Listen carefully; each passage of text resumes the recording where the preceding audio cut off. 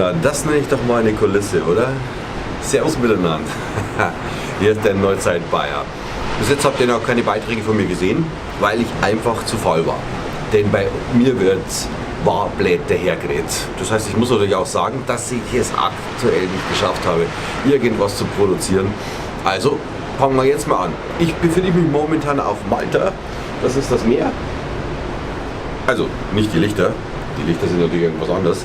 Irgendeine Stadt oder Dorf oder etwas Ähnliches. Muss ich noch eruieren. Ich bin nämlich erst einen Tag da.